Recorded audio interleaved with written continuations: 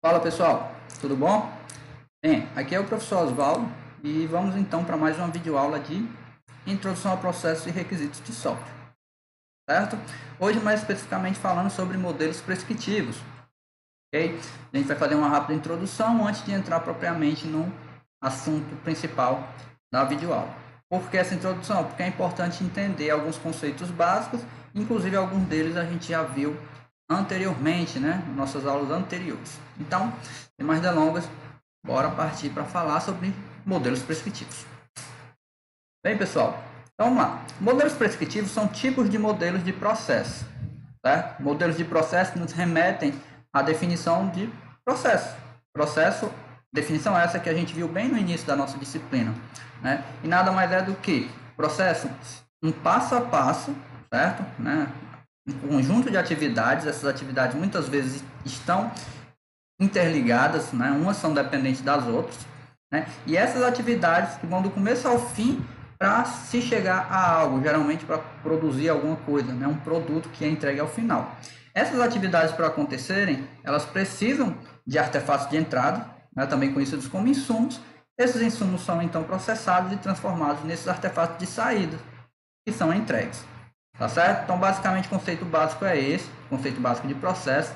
Né? Após falar sobre o conceito básico de processo, nós vimos como modelar um processo, né? Nós vimos que precisamos ter informação do que se trata aquele processo para que a gente possa modelar ele utilizando determinada notação. Isso daí a gente também viu. Né? Então, a gente chegou no ponto de falar sobre o modelo de processo. Isso daí é importante porque modelos prescritivos são tipos de modelos de processo. E uma vez que a gente está trabalhando, né, com um assunto voltado para a engenharia de software, né, nada mais são do que modelos de processo de desenvolvimento de software, tá bom? Mas, como eu falei, antes de falar especificamente sobre modelos prescritivos, vamos a algumas explicações, algumas introduções básicas, né, começando sobre o processo de desenvolvimento de software. Também já é conhecido de vocês, isso daí foi falado em aulas anteriores, né? Nada mais é do que um conjunto estruturado de atividades para desenvolver um software que satisfaça uma série de objetivos e necessidades. Tá certo? Essa série de objetivos e necessidades, pessoal, a gente conhece como requisitos, né? Requisitos, né, que o seu próprio nome diz, sinônimo de necessidades. Então, alguém tem algum problema, por exemplo, existe uma empresa que trabalha com vendas, né, mas o processo de vendas dentro dessa empresa ele é todo manual, ele é todo mecânico e precisa automatizar isso.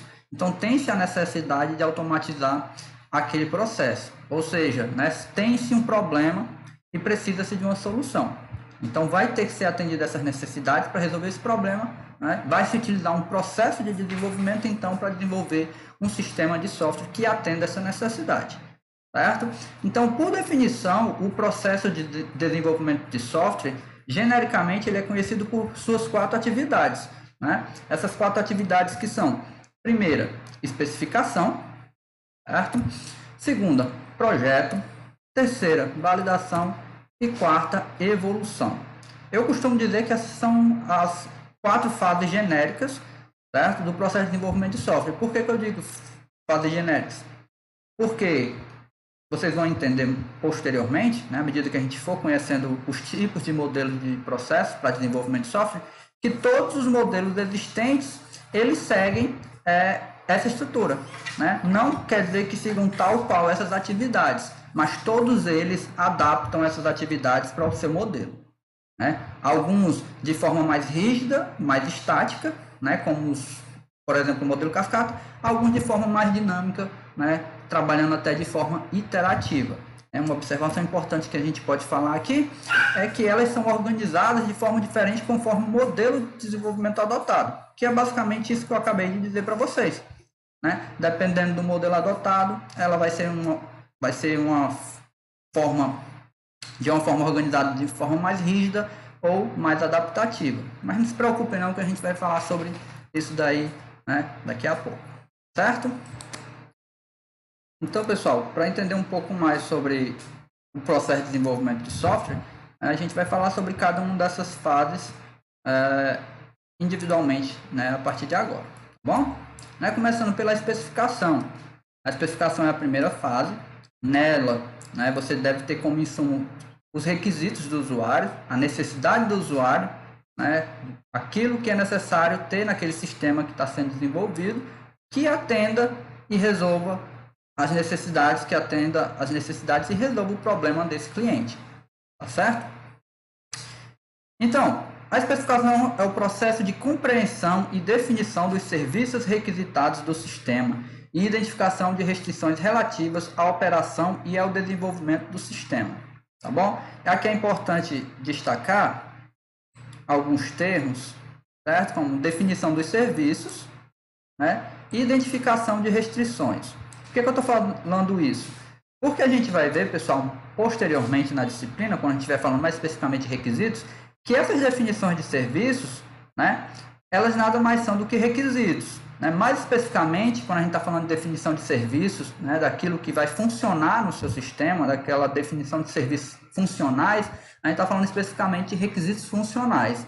E identificação de restrições, essas restrições, pessoal, são conhecidas como requisitos não funcionais. Né? Então, basicamente, esse momento de especificação é um momento de você compreender as funcionalidades que vão existir no seu sistema e quais as restrições, né, que vão limitar o seu sistema. Ok? Claro que a gente não vai se ater nesse momento a ficar diferenciando requisito funcional e não funcional, mas aqui já dá para traçar, né, essa informação para vocês, porque não tem como separar uma coisa da outra. O processo de desenvolvimento de software é inevitável a gente falar do processo de desenvolvimento de software e não falar de requisitos, sejam eles funcionais ou não funcionais, tá certo? Beleza, continuando aqui. Importante informação, essa fase do processo de desenvolvimento de software, né, a especificação, ela também é chamada de processo de engenharia de requisitos. Né? Então, pense nela como uma fase onde dentro dela acontecem várias outras pequenas fases. Né? Pense, então, nelas como na especificação como se fosse um subprocesso e dentro estivesse acontecendo todo um processo, né, para fornecer determinado artefato de saída, né, resultado da fase da especificação. Mas daqui a pouco eu vou mostrar que atividades são essas que funcionam como o processo de engenharia de requisitos, tá bom? Não é só dar mais algumas informações aqui, a gente passa então para a representação gráfica para vocês entenderem melhor como é que funciona a especificação em si. Então, o processo de engenharia de requisitos tem como objetivo produzir um documento de requisitos, isso é muito importante, certo? Esse documento de requisitos vai conter toda a especificação dos requisitos desse sistema, sejam eles funcionais, não funcionais e também regras de negócio. Esse documento que especifica um sistema com base nos requisitos dos stakeholders. E aqui começa a aparecer alguns termos que acredito que vocês já conhecem, certo? Mas, pessoal, quem não conhece não precisa se preocupar, né? Stakeholders nada mais é do que partes interessadas. É um termo em inglês para o que a gente chama de partes interessadas. São as pessoas envolvidas naquele sistema de alguma forma. Por exemplo, o cliente que tem a necessidade daquele sistema, né? Os desenvolvedores que vão precisar da informação de quais requisitos, por exemplo, funcionais, quais funcionalidades eles vão ter que implementar para aquele sistema, o analista que vai conversar com o cliente para fazer o levantamento desses requisitos. Né? Então, stakeholders, sempre que você vê esse termo, você vai entender, a partir de agora, pelo menos, que são as partes interessadas que estão envolvidas, né, naquele sistema que está sendo desenvolvido. Tá bom? Ok, beleza. Prosseguindo. Então, tá aqui, representação gráfica, certo? Né? Mostrando todas as fases do processo de engenharia de requisitos. Ou seja, mostrando o que acontece realmente dentro da fase de especificação. Primeira fase do processo de desenvolvimento de software. Né? Então, nela nós podemos ver que tem o que a gente chama de estudo de viabilidade. Esse estudo de viabilidade produzindo um artefato que a gente chama de relatório de viabilidade. Em seguida, tem a fase que a gente chama de licitação e análise de requisitos, produzindo modelos do sistema. Posteriormente, especificação dos requisitos, produzindo requisitos de usuário de sistema. Temos também a validação. No final das contas, pessoal, né, depois de tudo isso daqui feito, né, você tem esse artefato que é o principal objetivo dessa fase de especificação, que é o documento de requisitos. Isso tudo aqui é feito, certo? Para se chegar nesse documento, um documento com nível de detalhamento adequado, para que seja passado como insumo para a fase posterior, no caso a fase de projetos que a gente vai ver a seguir, certo? Então, esse documento é de suma importância para o sistema que está sendo desenvolvido, porque ele basicamente tem todos os detalhes, todas as funcionalidades e restrições do sistema que vai precisar ser implementado e que vai resolver o problema daquele cliente, né? Que, por sua vez, forneceu as suas necessidades por meio dos requisitos, tá certo? Eu não vou passar por etapa a etapa nesse momento, porque não é o foco da aula de hoje, né? Posteriormente, a gente vai sim voltar a esse tópico, a gente vai revisitar isso daqui, vai falar bastante sobre isso, né? Mas é um momento apenas para vocês conhecerem, ter uma visão inicial e já ir se familiarizando, né, com o que acontece nesse momento da especificação, também chamada de processo de engenharia de requisitos, tá certo? Prosseguindo e passando para então a segunda etapa do processo de desenvolvimento de software, que a gente chama de projeto, etapa de projeto. E o que acontece aqui, certo? Então, basicamente, pessoal, projeto é o processo de conversão de uma especificação do sistema em um sistema executável. E que especificação é essa? O que foi obtido na fase anterior e serviu como insumo aqui, serviu como entrada dessa etapa? Exatamente, o documento de requisitos. O documento de requisitos, ele tem a especificação do sistema, e é essa especificação do sistema que vai permitir, então, desenvolver esse sistema, né? Transformar ele em um sistema executável, que vai rodar, vai ser executado e funcionar para resolver aquele problema do cliente, né? Atender às necessidades daquele cliente. Envolve processos de modelagem e programação do software. Então, basicamente, essa etapa de projeto, ela engloba a parte de modelagem. Quando a gente fala de modelagem, é da forma, requisitos, certo? Como assim da forma, né? Você vai ver os requisitos e vai transformar esses requisitos no sistema, de forma que ele seja representado por meio de diagramas. Diagramas como? Diagrama de caso de uso, diagrama de classes, certo? Diagramas de sequência, né? Falando de um sistema orientado a objeto, né? Isso é a representação gráfica do sistema, é a modelagem do sistema. Você está transformando aqueles requisitos em modelos, né? Para que esses modelos? Esses modelos vão ajudar os desenvolvedores a entender como vai funcionar aquele sistema, que objetos devem conversar com que objetos, para que as funcionalidades, né, os requisitos funcionais possam acontecer e aquele sistema possa funcionar. Tá certo? Essa é a primeira parte do projeto, né? Vai pegar os requisitos e vai modelar eles, vai dar forma por meio dos diversos diagramas que são utilizados para representar sistemas orientados a objetos. Em seguida, após essa modelagem, tem o que a gente chama da programação do software, né? Programação do software, pessoal, que nada mais é do que codificação, né? Implementação real. Você vai existir uma linguagem de programação, como por exemplo C#, Java, isso citando linguagens orientadas a objetos, e com o apoio dessa linguagem de programação você vai transformar isso que você tinha até então como ideias, como modelos, como diagramas, em código executável. Tá certo? Um projeto de software é uma descrição da estrutura do software a ser implementado, dos modelos e estrutura de dados usados pelo sistema, das interfaces entre os componentes do sistema e, às vezes, dos algoritmos utilizados. Trocando em miúdos, é isso que eu acabei de dizer, né? Então, você passa pela parte da modelagem desses requisitos, né? Você recebeu o documento de requisitos, transforma aquilo numa representação gráfica, porque modelos, os diagramas que vocês vão conhecer posteriormente, eles são gráficos, né? Diagrama de caso de uso, diagrama de classe e outros modelos que vocês vão ver posteriormente, e a partir desses diagramas você faz a codificação daquele sistema, né? Você vai codificar as classes para entender como elas estão estruturadas para que aquele sistema orientado a objeto possa funcionar, possa ser executado, funcionar, atendendo às necessidades e resolvendo o problema do cliente. Então essa fase de projeto, ela meio que engloba duas coisas: a parte de modelagem e a parte de programação ou implementação, tá? A gente vai ver que essa parte de projeto, em muitos dos modelos que a gente vai conhecer, ela é separada. Realmente tem a parte de projeto que é dedicada para a modelagem, né? Essa parte de preocupar em transformar os requisitos em diagramas, e a parte de implementação é separada, né? Mas elas representando essa parte do projeto, que é dar forma ao sistema que está sendo desenvolvido, tá bom? Passar aqui. Pronto. Aqui é a representação do processo, né? De como que esse processo pode acontecer. Esse processo, quando eu falo de processo, o projeto que a gente está falando. Essa etapa do projeto, tá certo? Temos então as entradas, né, necessárias para que o projeto aconteça. Né? Se vocês olharem aqui, está a especificação dos requisitos. A especificação de requisitos está no documento de requisitos. Assim como a informação sobre a plataforma. A informação da plataforma, pessoal, está muito relacionada às restrições. Como assim restrições? Em qual plataforma aquele sistema vai rodar? Ele vai ser um sistema web? Ele vai ser um sistema mobile? Né? Ele vai ser um sistema desktop?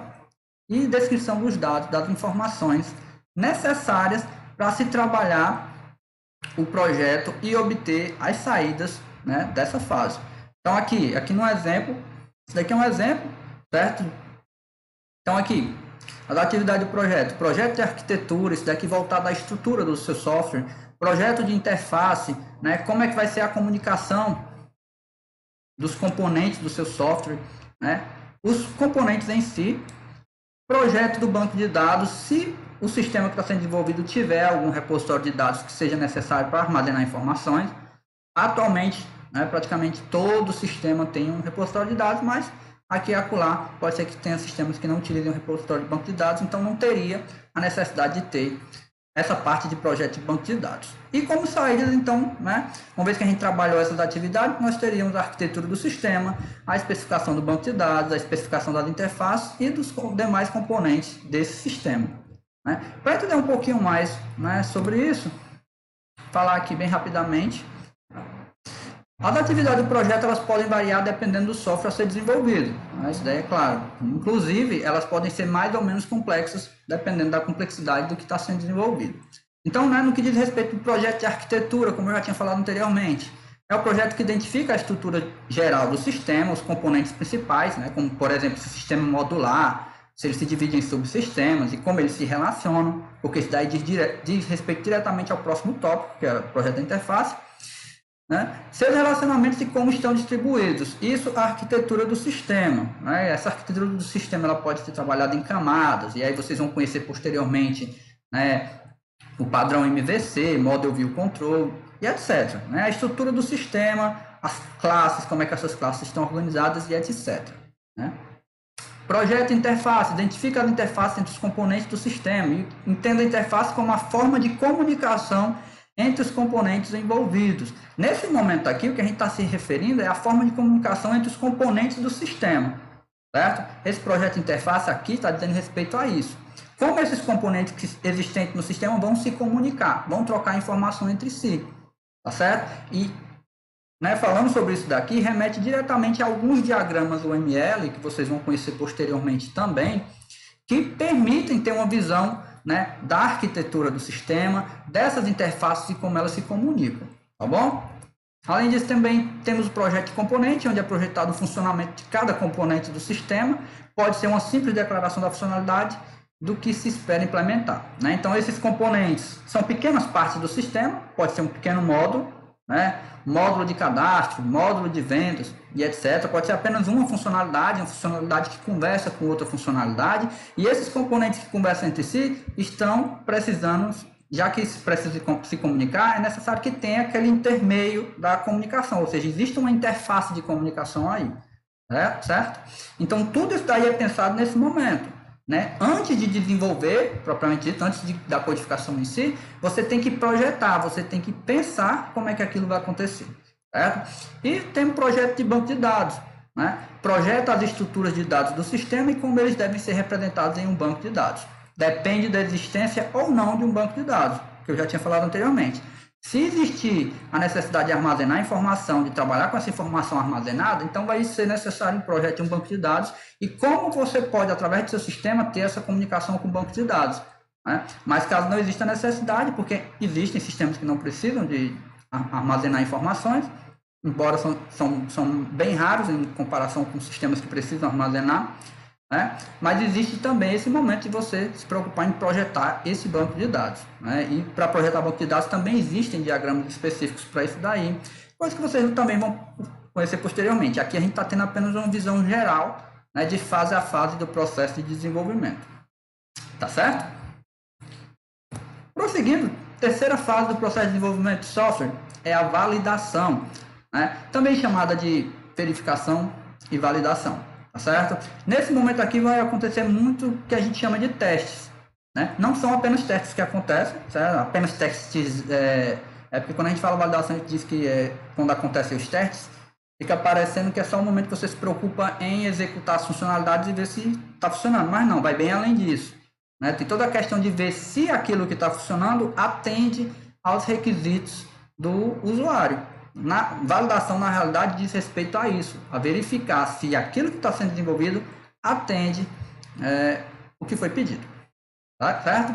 Então, essa fase, essa etapa, essa atividade do processo de desenvolvimento de software chamado de validação, ela tem a intenção de mostrar que um software se adequa às suas especificações, ao mesmo tempo que satisfaz as especificações do cliente, né? Se realmente vai servir ao propósito, né, vai atender a necessidade do cliente e, né, se o sistema vai funcionar, atender a necessidade do cliente e ser usável, né? Isso daí é importante também.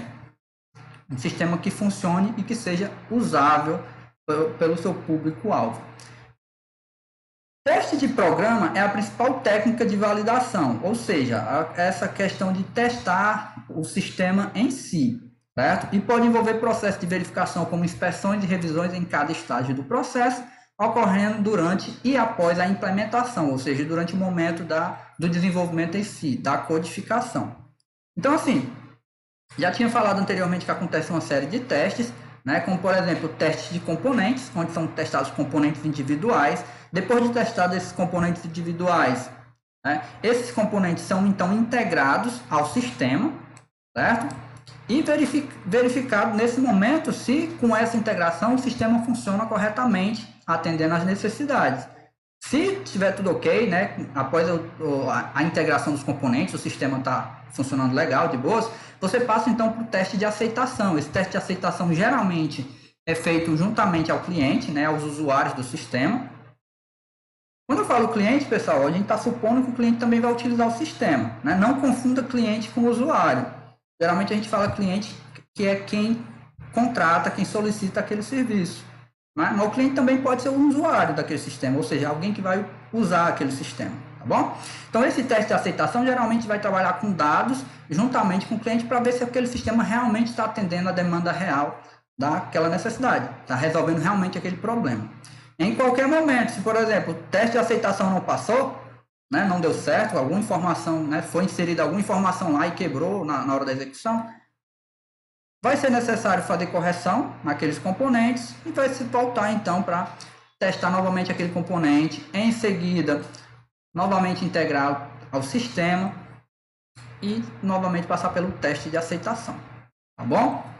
Se não houver necessidade da integração, né, você pode fazer então com o componente já fazer o teste da aceitação, como está mostrando a figura aqui, né, nesse passo a passo aqui de forma bem clara. Tá certo? Isso é validação, pessoal.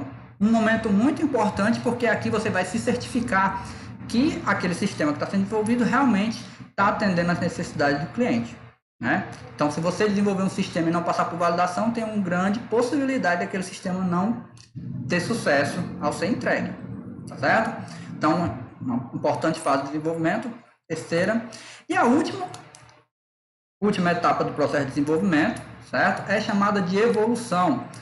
E aqui é interessante, pessoal, ela é conhecida como a maior fase, né, do ciclo de vida. Quando a gente fala de ciclo de vida, a gente está se remetendo especificamente ao tempo de vida do software que está sendo desenvolvido. Ou seja, desde o nascimento desse software, né, desde o levantamento dos requisitos, desde a real necessidade de desenvolver esse software até o fim dele. E quando é que é o fim dele? Quando termina o desenvolvimento dele? Não.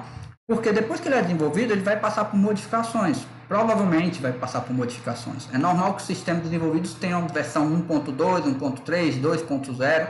E isso vocês podem ver em vários softwares por aí, né? Então, o fim de um ciclo de vida de software, você entenda como um momento de que aquele software é abandonado o suporte a ele. Ou seja, ele é retirado do mercado.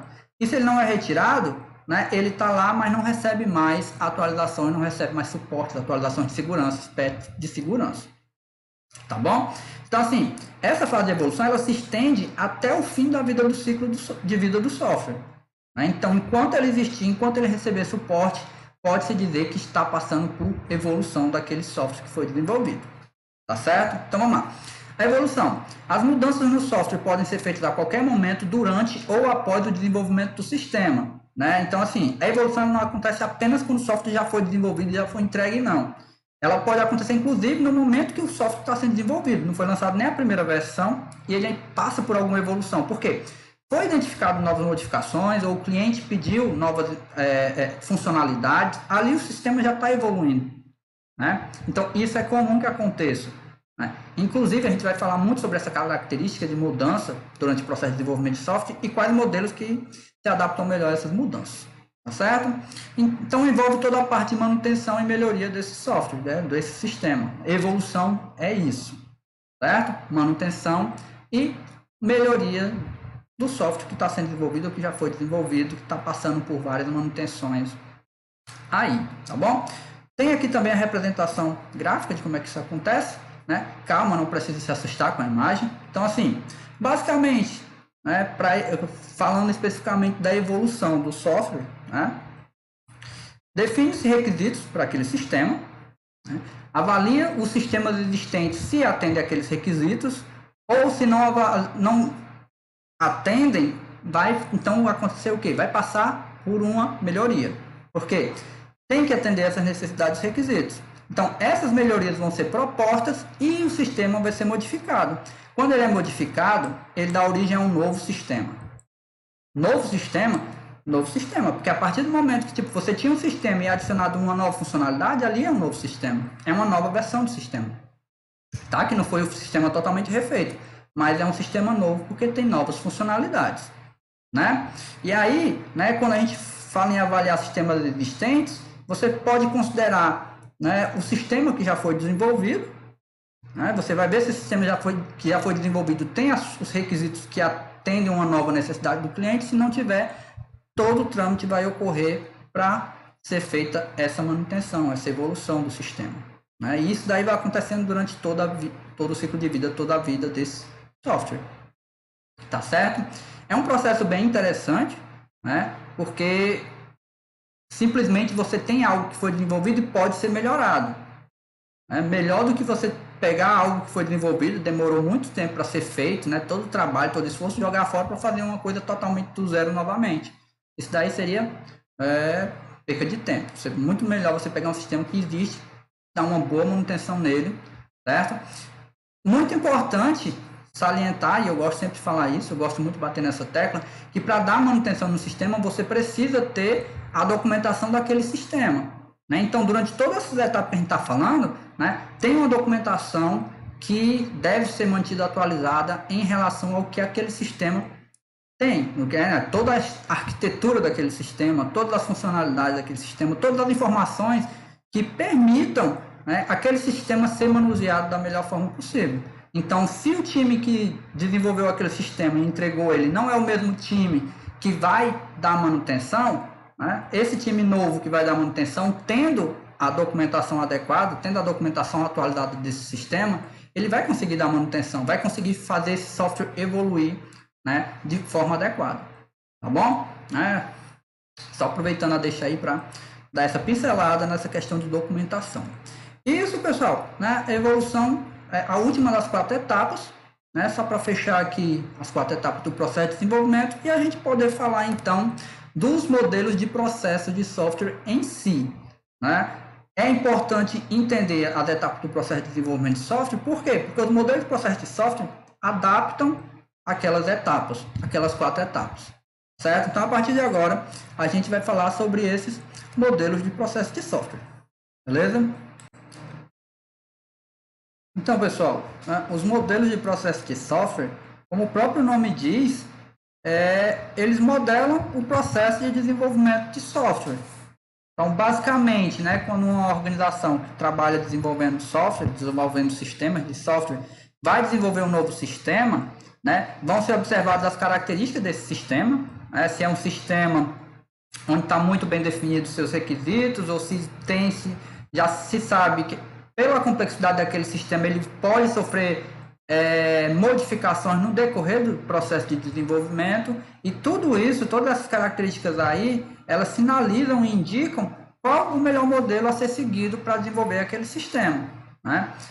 Eu estou falando isso porque a gente vai ver vários modelos, mais especificamente 5 modelos de processo de software, né, que são os modelos prescritivos que a gente vai estar vendo nessa videoaula, e eles, né, cada um deles tem suas especificidades, suas características específicas, e vocês vão entender melhor, né, o que eu estou falando. É importante entender, pessoal, né, a gente vai ter que ver um pouquinho da questão histórica de por que surgiram esses modelos de processo de software, qual a necessidade, o que deu origem à necessidade de padronizarem o desenvolvimento de software por meio desses modelos, né? Isso daí é um fato histórico que não deve ser desconhecido para vocês já devem ter ouvido falar, tá bom? Então, assim, antes de passar para essa parte específica de falar sobre modelos prescritivos, é interessante que vocês entendam que lá por volta da década de 60, né, 1960 e alguma coisa, existiu o que a gente chama hoje de crise do software. E o que era? Né? Quais características? O que marcou esse período, né, do software? Nessa época, os programas não funcionavam bem, os sistemas contratados não eram concluídos e entregues, as migrações de processos eram realizadas de forma eram mal realizados, ou seja, eram mal sucedidos, né? Não tinha mão de obra especializada, instalação de novos sistemas em substituição aos antigos, né? Aquela questão da evolução, né? Então, tipo, ao invés de você melhorar um sistema que já existia, né? Você instalava um sistema totalmente novo, né? Não tinha a questão da manutenção, ou seja, nessa época aqui, não tinham profissionais de engenharia de software, porque não tinha mão de obra especializada, né? A engenharia de software em si, né? O pessoal não conhecia os conceitos de engenharia de software, então tudo isso gerou essa crise, né? Principalmente no que diz respeito aos sistemas que eram desenvolvidos. Por exemplo, você contratava o sistema para ser feito, o cliente pagava dinheiro, né? Muitas vezes até caro, e esse sistema se era concluído, ele era mal concluído, não atendia muito bem as necessidades. Por quê? Pela falta de uma padronização no processo de desenvolvimento. Vocês perceberem a importância, e eu bati muito nessa tecla da importância de seguir um processo, né? Então, assim, seguir um processo é como se a gente estivesse seguindo uma receita, e que se a gente seguir essa receita da forma correta, a gente vai se chegar a um produto correto. Então, a ideia, né, por trás de seguir o processo, um modelo de processo de desenvolvimento é essa, né? Seguir um passo a passo que a gente sabe que dá certo. Por quê? Porque já deu certo anteriormente e tem dado certo, né, sendo utilizado da forma correta. Então, na crise do software, né, era esse momento caótico, né, onde não existiam esses padrões, não tinham esses processos, e foi a partir daí que se fomentou, né, que se teve essa necessidade de padronizar isso, né? Então, a partir da década de 70, que a gente já começa a tratar já como pós-crise do software, né, começou então a surgir e a ser aplicadas várias técnicas de engenharia de software. Os produtos de software já eram gerados com efetiva qualidade, porque já estavam se observando a questão dos requisitos, se o que estava sendo desenvolvido atendia aqueles requisitos, né? Os profissionais eram melhores qualificados, porque agora estavam sim se especializando em técnicas de engenharia de software, o cumprimento dos contratos com entrega e garantia de produtos de software de acordo com o contratado. Então, tudo isso daí,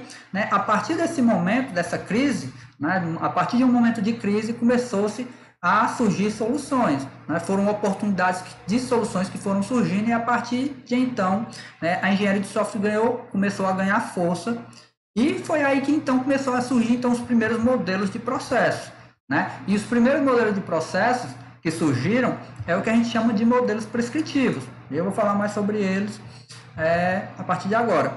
Claro que, né, quando a gente fala de modelos de processo de software, a gente tem que ver que não existe apenas os modelos prescritivos, existem também os modelos ágeis, né? Mas o tópico, né, o objetivo da aula de hoje é falar sobre os modelos prescritivos especificamente. Tem uma diferença bem considerável, né, de um tipo de modelo para outro, né, modelos prescritivos para os modelos ágeis, mas a gente vai ter uma aula de modelos ágeis posteriormente, tá certo? Então, basicamente, por definição, os modelos prescritivos são aqueles que se baseiam numa prescrição, ou seja, uma descrição detalhada de como as atividades vão ser feitas. Então, uma característica forte de todo e qualquer modelo prescritivo é que ele tem um detalhamento muito forte das suas atividades.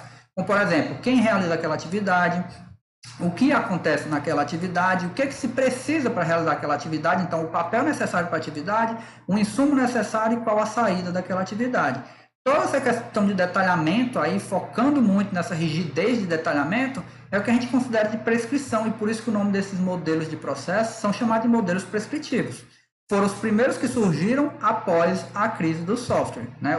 As primeiras tentativas de se padronizar o desenvolvimento de software. E a partir daí foram surgindo mais e mais modelos, um adaptando o outro, melhorando características, para que atendesse da melhor forma possível os sistemas, né, os sistemas de software e suas complexidades, né? Então, né, como a setinha aqui está apontando, né, o foco da nossa aula aqui é modelos prescritivos. Posteriormente, né, uma aula não muito distante dessa, a gente vai falar sobre modelos ágeis, então não precisa se preocupar, tá certo?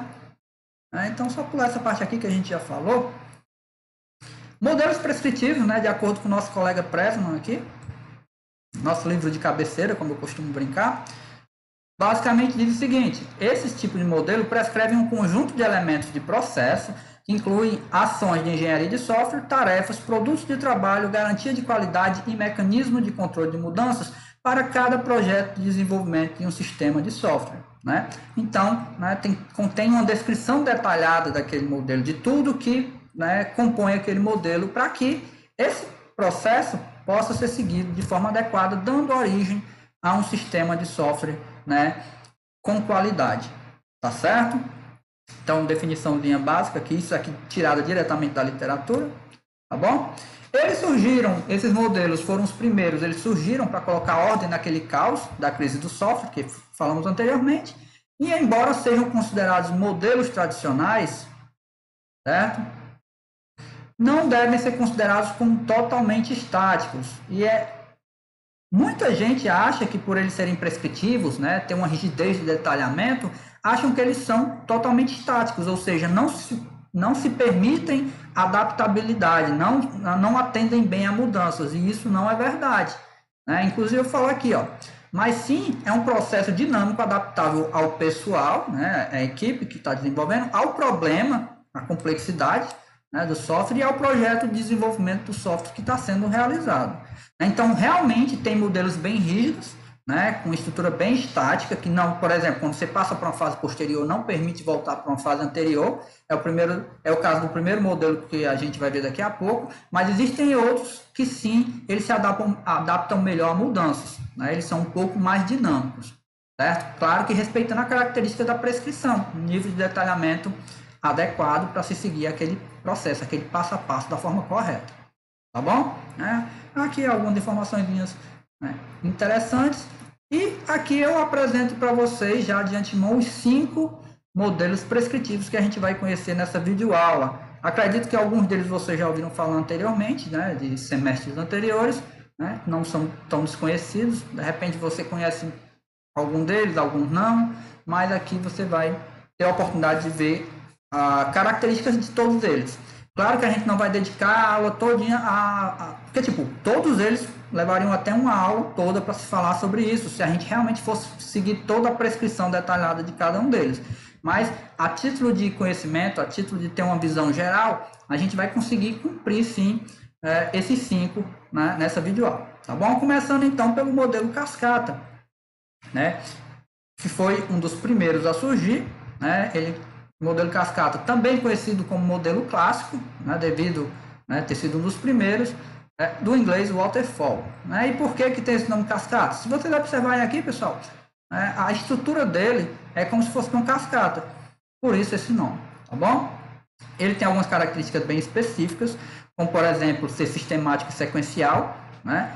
De que forma sistemático e sequencial? Esse é um modelo bem rígido e bem estático, porque você só passa para a próxima fase, por exemplo, né, terminada a fase de análise, eu só posso passar para a fase de projeto se eu terminar a fase de análise. E uma vez que eu estou na fase de projeto, eu não posso mais voltar para a fase de análise, né? Tem essa rigidez aí, é uma característica desse modelo específico, tá bom? Outra característica é cada fase serve de base para a próxima. Tá? A análise, você trabalha toda a questão da análise, depois de terminada toda essa questão de análise, você passa para a próxima, para a fase de projeto, e o que foi obtido na fase de análise, né? A saída da fase de análise vai servir de insumo, então, para a fase de projeto. E assim sucessivamente, até chegar a entrega e manutenção do software que está sendo desenvolvido. Uma característica que vale a pena salientar é que o modelo cascata, como vocês podem ver pelos nomes de cada uma das fases, ele basicamente representa quase que totalmente igual o processo genérico de desenvolvimento de software, onde a gente tem especificação, projeto, validação e evolução, né? Ele pega então, e a especificação aqui é chamada de análise, o projeto, né, que trata de modelagem e implementação, aqui é separado, né? Tem a parte de projeto que é específica da modelagem, e a implementação aqui sim é específico para codificação, a validação é representada pela fase de testes e a evolução representada pela de manutenção, né? Então, e todos os outros vocês vão ver que de alguma forma todos seguem aquelas 4 fases genéricas, tá certo? A partir de agora, né, a gente vai ver fase a fase do modelo cascata, mas uma vez que a gente já conhece a essência de cada uma delas, devido às etapas explicadas do processo de desenvolvimento de software, vocês vão ver que o conceito é o mesmo, aquela ideia é a mesma, só que, né, sendo adaptada para essa realidade do cascata. E depois eu falar algumas observações sobre o modelo em si, tá certo? Então, assim, quando eu for falar de cada uma dessas etapas do cascata, por a gente já ter meio que definido todas elas anteriormente, eu não vou me ater muito a detalhamentos, porque vocês vão ver que é bem similar, tá bom? Então, vamos lá. Antes de falar sobre as atividades em si, né, curiosidade sobre esse modelo, ele foi um dos primeiros, foi criado por Winston Royce em 1970, né, naquela época que a gente começou a tratar como pós-crise do software, também conhecido como ciclo de vida clássico, okay? Derivado do mundo do hardware, né, mais especificamente das linhas de montagem. E as linhas de montagem, elas são muito utilizadas, principalmente no que diz respeito a empresas que constroem carros, né, constroem automóveis, né, nessas empresas que se constroem automóveis, principalmente naquela época, né, os funcionários trabalhavam primeiramente numa parte, depois dessa parte feita, passava para a próxima etapa e assim sucessivamente. E isso acabou inspirando esse modelo, né? Então, primeiro se trabalhava na carroceria, em seguida colocavam-se as portas, em seguida os pneus e assim sucessivamente, né? Linhas de montagem, tá certo? Aí, quando a gente fala mundo do hardware, essa parte mais física da coisa. Modelo sequencial e linear, isso daqui eu já expliquei, o desenvolvimento do estágio deve terminar antes do próximo começar, e isso é regra no modelo cascata. Você só pode passar para a fase de projeto, por exemplo, se tiver terminado a fase de análise, né? Então, tem até uma observação que é bem válida. Se na fase de análise você não já está chegando ao final da fase de análise para passar para a fase de projeto, mas você percebeu que a análise não foi feita da forma correta e consistente, o mais consistente possível, é interessante postergar um pouco mais essa fase para poder passar para a próxima só quando você tiver, né, um documento de requisitos bem consistente para ser entregue para a fase seguinte, porque você não vai poder voltar, né, para adaptar essa documentação depois que tiver passado para a fase seguinte, tá bom? Isso, pessoal, lembrando, são regras do modelo cascata, né? Aqui eu estou só explicando então como é que funciona esse modelo. E aí sim, vamos passar agora por cada uma das atividades. A primeira é a análise, né? Referencia diretamente à fase de especificação do processo de desenvolvimento de software, onde os serviços, restrições e métodos do sistema são estabelecidos. Então, serviços, né, as funcionalidades, né, o momento de definição dos requisitos. Então, serviços, as restrições e metas do sistema. Em seguida, são definidos em detalhes e funcionam como uma especificação do sistema, especificação dos requisitos. Então, ao final dessa análise de requisitos, você vai ter aquele documentozinho chamado de documento de requisitos. E quando você tiver esse documento de requisitos com especificação muito bem feita, é que passa para a próxima fase, que é a fase de projeto, né? A fase de projeto foi explicada anteriormente, né, que ela trabalha a parte de pegar o documento de requisitos e transformar aquela especificação em modelos, né? Aqui, nada mais é do que essa transcrição, projeto. Tradução dos requisitos do software para um conjunto de representações, diagramas, padrões de projetos e etc., que podem ser avaliadas quanto à qualidade, né? Então, aqueles diagramas, aqueles modelos que estão sendo desenvolvidos no projeto também vão ser verificados em relação à qualidade, ou seja, vai verificar com base no diagrama que está sendo construído se ele atende aqueles requisitos, porque são esses diagramas que posteriormente, né, no momento posterior, imediatamente após o projeto, vão ser implementados, vão passar para a codificação em si. Então, envolve a identificação e descrição de abstrações fundamentais do sistema e os seus relacionamentos, né? Como as estruturas dos sistemas estão relacionadas às classes do sistema, que objetos vão ser originados a partir de que classes, como esses objetos vão conversar e etc. Esse é o momento de criar todo aquele projeto, né? De fazer toda aquela questão de estruturar o sistema, de fazer toda a modelagem para que possa passar a informação adequada para a fase de implementação. E aqui sim é o momento de tradução das representações do projeto, né, dos modelos do projeto, para uma linguagem de programação. E as linguagens de programação existem várias que podem ser utilizadas para fazer essa tradução de modelos para um software executável, resultando em instruções executáveis pelo computador e implementado num ambiente de trabalho, né? E essa é a parte onde você gera, então, o sistema executável, o código-fonte, né, toda aquela parte da codificação, e com essa codificação você pode passar então o sistema para os testes, onde vai acontecer aquela série de testes, seja de componentes, testes de integração, onde vai ser realizado o teste do sistema como um todo, e testes de aceitação, né? Então essa fase de testes, que faz referência direta à validação, ela se concentra em aspectos lógicos internos do software, garantindo que todas as instruções tenham sido testadas, todas as funcionalidades tenham adequada atendendo às necessidades, e se concentra também nos aspectos funcionais externos para descobrir erros e garantir que a entrada definida produza resultados que concordem com os esperados, né? Resultados que concordam com os esperados, pessoal, nada mais é do que verificar se aquilo que, né, que o sistema está fazendo atende aos requisitos. Por exemplo, se você inserir dados do tipo texto, se aquele sistema está preparado para receber dados do tipo texto para aquela determinada funcionalidade, né? Tá certo? Então, os vários tipos de testes que acontecem nessa etapa. E, por fim, temos a etapa de manutenção, que faz referência à evolução, onde provavelmente o software vai passar por mudanças, isso daí é normal, né? Atualmente, na real, a gente vê vários softwares que estão em versões posteriores. Principais causas de uma mudança, né? Qualquer erro que possa ter sido feito, identificado, né, na utilização desse sistema, ele precisa ser melhorado, adaptação do software para acomodar mudanças em seu ambiente externo, exigência do cliente para acrescentar novas funcionalidades e etc. São as mais diversas possíveis. Tudo isso desencadeia necessidade de modificação naquele sistema, né? E então, havendo a necessidade de modificação do sistema, ele vai passar por manutenção, por mudanças, né? Lembram que eu tinha falado que é a fase do ciclo de vida mais longa? Pois é, ela só acaba se e quando o software for descontinuado pela sua organização, né? Quando for abandonado todo o suporte e ele for retirado do mercado, tá bom? Então essas foram as etapas, né, que representam o modelo cascata. Existem alguns problemas, como por exemplo a rigidez desse modelo, né? Projetos reais raramente seguem um fluxo sequencial tal qual. Atualmente, principalmente, a coisa mais normal do mundo é durante o desenvolvimento ter modificação de requisitos e você precisar novamente voltar para uma melhor especificação. Utilizando o cascata, isso daí não é permitido, isso daí não é possível, né? É difícil para o cliente estabelecer explicitamente todos os requisitos logo no início do projeto. Então é muito raro um cliente que sabe muito bem o que quer desde o começo.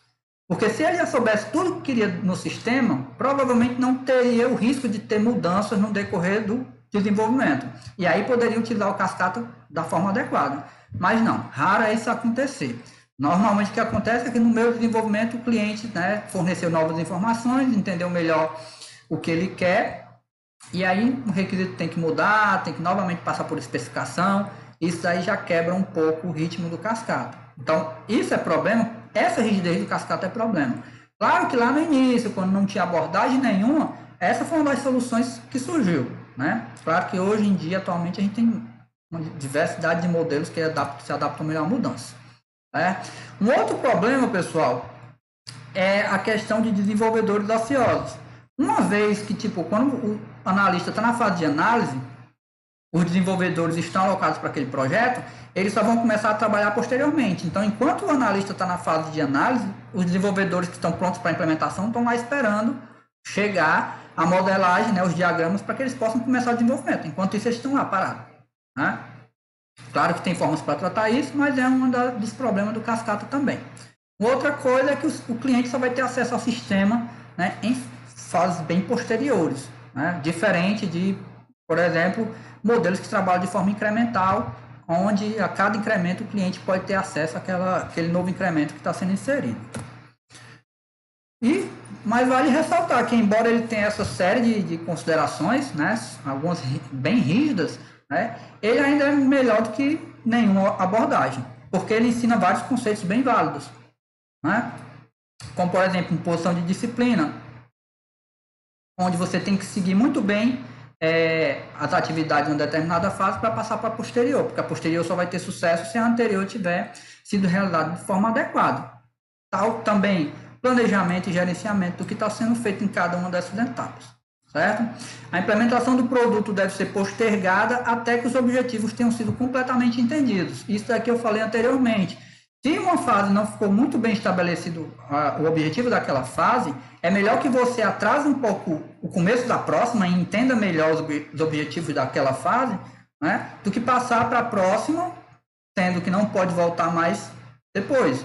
Né? Então, tipo, na análise, se preocupe em fazer um documento de requisito bem consistente, que dê bastante respaldo para a fase de projeto. Na fase de projeto, faça a modelagem mais adequada possível, que realmente represente aquele sistema para que possa passar para a implementação em si. Né? Características aí do nosso modelinho cascata. Então, quando é que ele é indicado para ser utilizado? Ele só é indicado quando os requisitos são bem conhecidos e quando se sabe que durante o desenvolvimento é certo que não vão ter mudanças, né? Porque você não pode voltar para fases anteriores. Lembrar disso daí. Ele é bem inflexível. Pois não se adapta bem à mudança de requisitos, além disso o cliente só possui o produto ao final, isso daqui foi falado anteriormente. Então, assim, foi um dos primeiros modelos, né? Até compreensível que tem essa rigidez toda, mas a partir dele foram surgindo outros modelos, né? Então a gente vai ver que os modelos que vêm a seguir, eles se baseiam muito no cascata. Então com isso, pessoal, a gente conheceu um pouco mais sobre o modelo cascata, né? A gente não foi lendo toda a prescrição desse modelo, mas deu para ter uma noção dele, das características dele, né? Que ele tem determinados problemas, mas que ele tem as suas contribuições importantes, principalmente de forma histórica. Tá certo? O próximo que a gente vai ver, então, é o modelo incremental, certo? Só que aí a gente faz uma pausinha aqui, certo? Encerro essa videoaula, né? O incremental e os demais a gente vai ver na próxima videoaula que complementa o conteúdo dessa aqui. Bom, então, pessoal, até mais, né? Vai lá, tome seu café e em seguida volte para ver a próxima videoaula, tá bom? Até mais. Valeu!